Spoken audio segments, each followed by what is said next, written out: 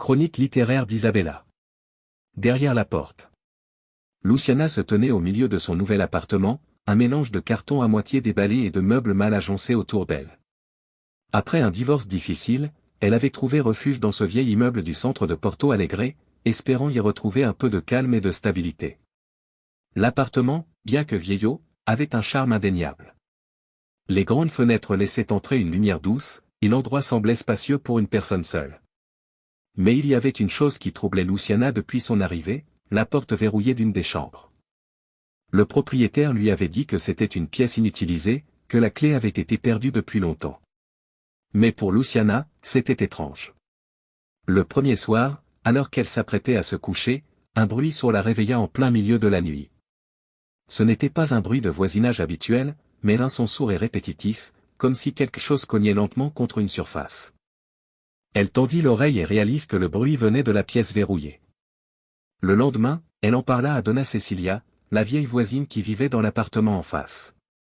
Mais cette dernière changea brusquement de sujet dès que Luciana mentionna la porte. Quelque chose n'allait pas. Luciana décide d'examiner la porte de plus près. Elle tente de forcer, mais la serrure était solide.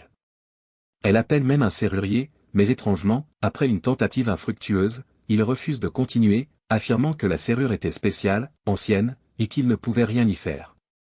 Le mystère autour de cette porte et des bruits étranges qui émanaient la nuit suivante sont devenus une obsession pour Luciana. Elle savait qu'elle devait découvrir ce qui se cachait derrière. Luciana ne parvenait plus à dormir correctement. Chaque nuit, à la même heure, le bruit recommence, un léger coup, puis un autre, toujours venant de la pièce fermée. Elle essayait de se dire que ce n'était que son imagination, mais cela devait de plus en plus difficile à ignorer. Un matin, épuisée par le manque de sommeil, elle décide d'enquêter plus sérieusement. Elle se rend aux archives de la ville pour rechercher l'historique de l'immeuble. Ce qu'elle découvre la glaça. L'appartement qu'elle occupait avait appartenu à une famille pendant plusieurs décennies, mais un événement tragique s'était produit 20 ans auparavant. La fille cadette de la famille, une adolescente nommée Elisa, avait mystérieusement disparu. Les rumeurs disaient qu'elle avait été enfermée dans cette pièce par sa propre mère, une femme instable, et que personne ne l'avait jamais revue. Certains disaient qu'elle était morte, d'autres qu'elle avait simplement fui, mais la vérité n'avait jamais été confirmée. Luciana retourna à l'appartement avec cette information en tête, déterminant à comprendre ce qui était arrivé à Elisa. Elle savait maintenant qu'il se passait quelque chose de plus profond que ce qu'on lui avait dit. Cette nuit-là, le bruit reprit, mais cette fois, il semblait plus fort, plus urgent. Poussée par l'adrénaline et la peur, Luciana chercha dans ses affaires une clé vieille que l'ancien propriétaire lui avait laissée en cas d'urgence. Sans trop y croire, elle l'essaya dans la serrure. À sa grande surprise, la clé tourne. Elle ouvre lentement la porte, son cœur battant à tout rompre. La pièce à l'intérieur était petite et sombre, avec des meubles couverts de draps poussiéreux. Mais ce qui attira immédiatement son attention, c'était un vieux journal posé sur une table au centre de la pièce. Elle s'approcha, les mains tremblantes, et commença à lire. C'était le journal d'Elisa. Les premières pages parlaient de sa vie quotidienne, mais rapidement, les écrits devenaient sombres. Elisa écrivait à propos de voix qu'elle entendait, de bruit derrière les murs, de la sensation d'être enregistrée en permanence. Et puis, elle mentionnait sa mère. Maman dit que je ne peux pas sortir. Elle dit que c'est pour me protéger, mais je sais qu'elle ment.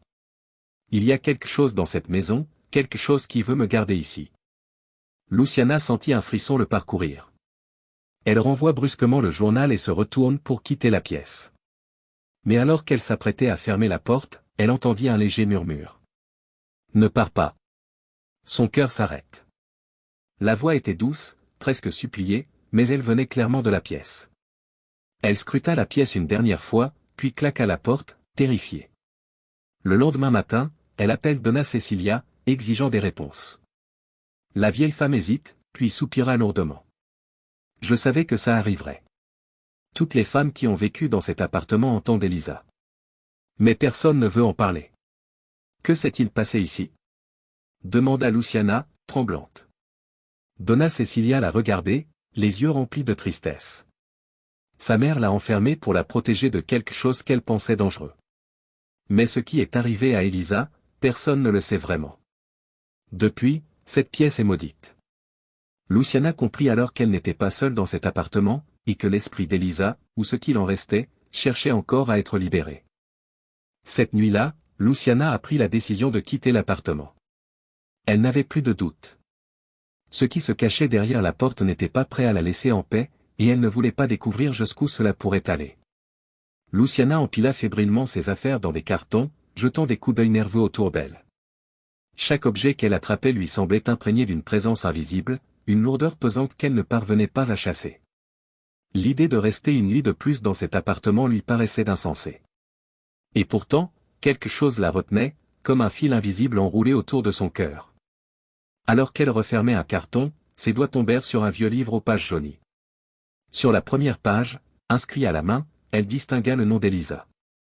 Ce livre n'était pas le sien, elle en était certaine. Il ne figurait même pas dans ses affaires lorsqu'elle avait emménagé.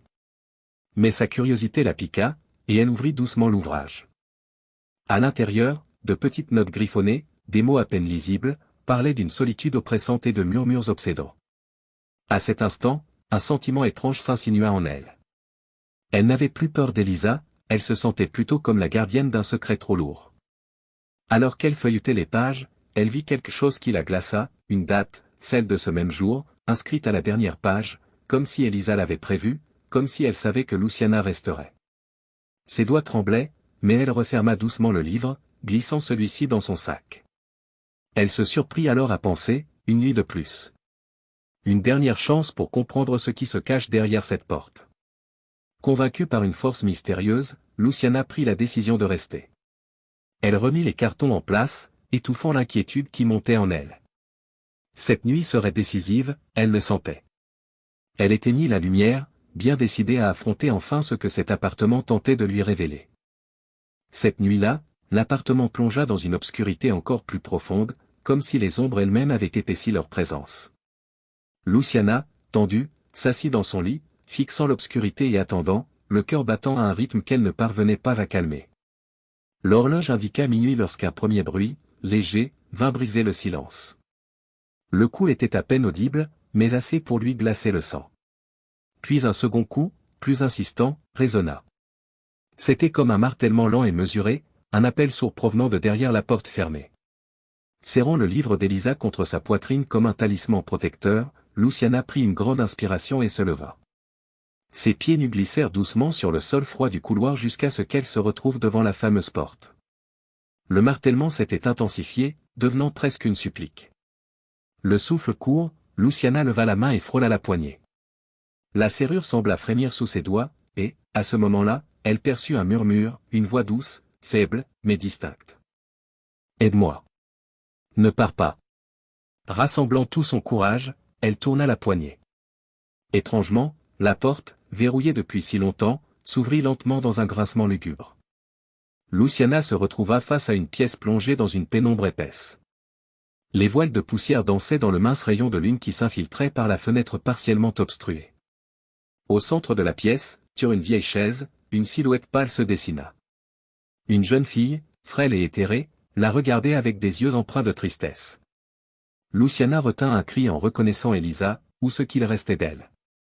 La silhouette semblait flotter entre réalité et illusion, une présence fragile accrochée à ce lieu. « Pourquoi es-tu là » murmura Luciana, sans savoir à qui elle parlait réellement. La silhouette d'Elisa tendit une main translucide vers elle. « Je suis resté ici, piégé. Protégé, disait-il, mais personne ne m'a jamais libéré. » Un frisson glacial parcourut le corps de Luciana. Elle comprit que la présence de cette jeune fille n'était ni malveillante ni vengeresse, elle réclamait seulement la paix. Mais Luciana ne savait comment l'aider. Pourtant, en plongeant dans le regard d'Elisa, elle ressentit une connexion profonde, comme si, malgré les décennies qui les séparaient, elle partageait une douleur commune. Puis, dans un souffle presque imperceptible, la voix d'Elisa s'éteignit et la silhouette disparut lentement, comme une ombre chassée par la lumière. La pièce sembla respirer à nouveau, et Luciana sentit un étrange apaisement l'envahir, comme si un lien ancien venait de se dénouer. Elle referma la porte derrière elle, le cœur encore bouleversé. Ce n'était pas la fin, elle le savait, il lui restait une ultime vérité à découvrir pour enfin libérer cet esprit tourmenté. Le lendemain, les premières lueurs de l'aube vinrent tirer Luciana de son sommeil agité. Elle se redressa, le souvenir des événements de la nuit précédente encore vif dans son esprit. La silhouette d'Elisa, sa voix douce et suppliée résonnait en elle, comme un appel inachevé. Luciana savait qu'elle devait obtenir des réponses, et il n'y avait qu'une seule personne à qui elle pouvait s'adresser, Donna Cecilia. Déterminée, elle traversa le couloir et frappa à la porte de sa vieille voisine. Après quelques secondes, Donna Cecilia ouvrit, surprise de voir Luciana si tôt.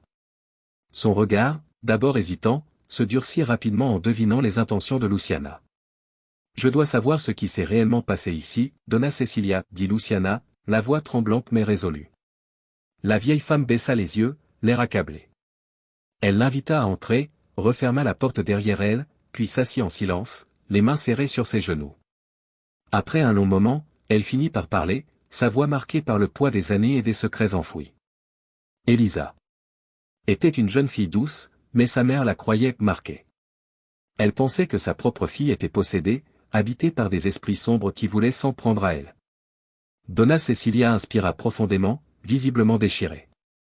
Sa mère était une femme très pieuse, mais aussi superstitieuse. Elle croyait sincèrement que garder Elisa enfermée la protégerait. Luciana écoutait, le cœur serré. Elle l'a enfermée ici? Dans cette pièce? Donna Cecilia hocha tristement la tête.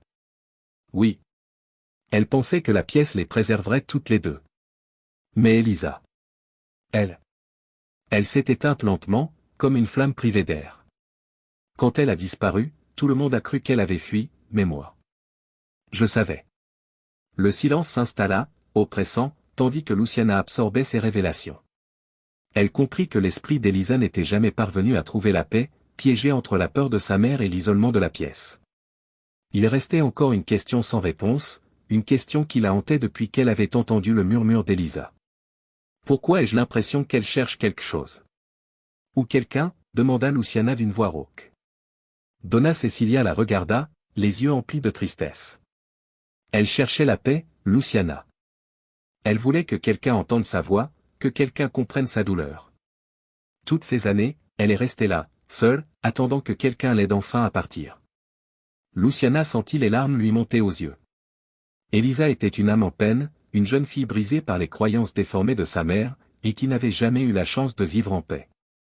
Mais maintenant, Luciana savait ce qu'elle devait faire, il fallait libérer cet esprit tourmenté, permettre à Elisa de reposer enfin. Sans un mot de plus, elle quitta l'appartement de Donna Cecilia, la détermination gravée sur son visage. Cette nuit-là, Luciana se prépara pour un acte qu'elle n'aurait jamais imaginé accomplir. La conversation avec Donna Cecilia avait éclairé une partie du mystère, mais elle sentait que des forces invisibles liaient encore l'esprit d'Elisa à cet appartement. Alors, elle décida de suivre son instinct, de tenter de libérer cette âme prisonnière. Elle rassembla les quelques objets qu'elle avait trouvés dans la pièce d'Elisa, le vieux livre, une petite poupée de chiffon usé, et un crucifix terni par le temps. Ces objets, bien que simples, semblaient chargés d'une énergie presque palpable, comme s'ils renfermaient les souvenirs et la douleur de la jeune fille. Suivant une intuition, elle se rendit à la petite église du quartier. Elle entra en silence, baignée par la lumière tamisée des bougies et l'odeur d'encens.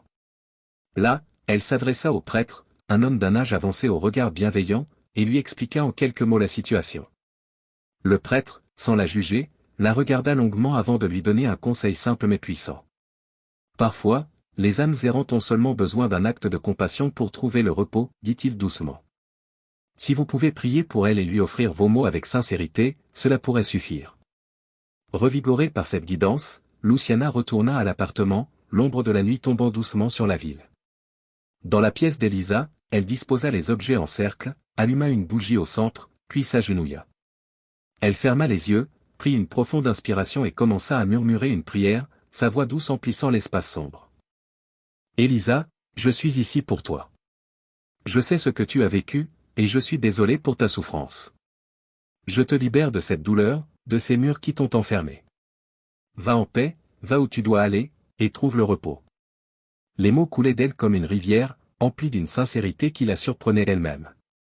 Une étrange chaleur envahit la pièce, comme si l'air devenait plus léger, et elle sentit une présence apaisante, presque aimante, l'envelopper. Puis, un souffle doux, à peine un murmure, flotta autour d'elle, merci. La bougie vacilla, puis s'éteignit doucement, plongeant la pièce dans une obscurité bien plus tranquille qu'auparavant. Luciana ouvrit les yeux, un sourire empreint de tristesse mais aussi de soulagement éclairant son visage. Elle savait, au fond de son cœur, qu'Elisa était enfin libre. Elle referma la porte de la pièce avec douceur, sentant qu'elle laissait derrière elle un esprit apaisé, une âme qui avait enfin trouvé la paix après tant d'années d'errance. Le lendemain matin, une lumière douce baignait l'appartement, bien différente de la pénombre oppressante qui régnait auparavant. Luciana se leva avec une étrange sensation de légèreté, comme si un poids invisible avait été enlevé de ses épaules. Elle jeta un coup d'œil vers la porte de la chambre d'Elisa, désormais ouverte, inoffensive, presque banale. Le silence régnait dans l'appartement, un silence apaisant, non plus hanté par des murmures ou des coups fantomatiques. Luciana se sentit chez elle pour la première fois depuis son emménagement. Le souvenir d'Elisa demeurait, mais il était devenu une présence douce, réconfortante, une ombre bienveillante qui semblait la protéger. Au cours des jours qui suivirent, elle s'attacha progressivement à ce lieu. Chaque recoin de l'appartement semblait lui murmurer une histoire de vie, de douleur et de rédemption, et elle commença à voir cet endroit comme un espace de renouveau, non seulement pour Elisa, mais aussi pour elle-même.